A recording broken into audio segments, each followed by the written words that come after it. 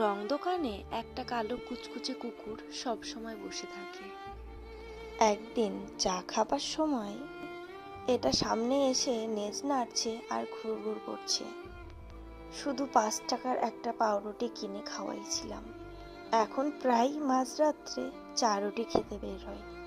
আগে ওই সময়টাতে চা খেয়ে সামনের গলিতে যেতে ভয় লাগতো, যদি কেউ ধরে বসে। এখন মাঝরাতেও কানে হেডফোন লাগিয়ে হাঁটি, ভয় লাগে না, কারণ ওই কালো কুকুরটা দেখলেই তেড়ে আসে। সাথে পা মিলিয়ে হাঁটে, 2টা হাত থাকলে হয়তো জড়িয়ে ধরতো। তার চোখের ভাষা বলে দেয়, কেউ ধরতে আসলে কলিজা খাইয়া ফেলাবো। বাসার গলিতে ঢোকবার পথে গেটের সামনে থাকার গার্ড মামাকে প্রথম দিন একটা সালাম দিয়েছিলাম আর জিজ্ঞেস করেছিলাম, মামা ভালো আছেন? জাস্ট এতটুকুই। এরপর থেকে উনি আমাকে যতবারই দেখেন ততবারই দাঁড়িয়ে সামনে এসে জিজ্ঞেস করবে, মামা ভালো আছেন? ভার্সিটিতে পা রেখে প্রথম যেদিন ঘরোয়া রেস্টুরেন্টে যাই, সেদিন এক ওয়েটারের সাথে পরিচয়। এরপর থেকে গেলেই তার টেবিলে বসতাম, সুখ দুঃখের গল্প করতাম। পরের ঈদে বন্ধুরা কয়েকজন মিলে তাকে ভালো অঙ্কের একটা বকশিশ দিলাম। সেই ছেলে এখন অনেক আছে। প্রায় ওখান থেকে ফোন দিয়ে বলে, স্যার আপনার কিছু লাগলে বলুন, পাঠিয়ে দিই। কিছুই না, জাস্ট অল্প কটা টাকা। তাও আবার সবাই মিলে দিয়ে বলেছিলাম, বাড়ি যা, ভালো করে ঈদ করিস।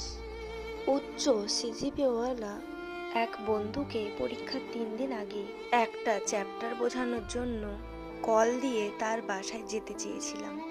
সে জবাবে বলেছিল, তুই এখন আসিস না, তুই আসলে আমার পড়ালেখার ক্ষতি হবে। সেদিন এক কোন সিজিপিওয়ালা বন্ধুর বাসায় গিয়ে তার আতিথেয়তায় সত্যি মুগ্ধ হয়েছিলাম। উচ্চ শ্রেণী মানুষদের ডিকশনারিতে কৃতজ্ঞতা শব্দটা প্রায় নাই বললেই চলে। অনেক রুই কাতলার জন্য জীবনে অনেক কিছুই করেছি।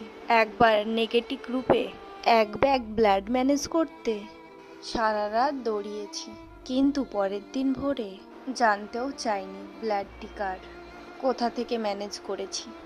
কিন্তু সামান্য একটা গার্ড, রাস্তার মুচি, ক্যান্টিনের মামা, এমনকি রং দোকানের কুকুরটাকেও যদি একটু এহসান করা হয়, তখন পারলে পুরো হাতটাই খুলে দেবে। মানুষ হতে টাকা লাগে না, মন লাগে।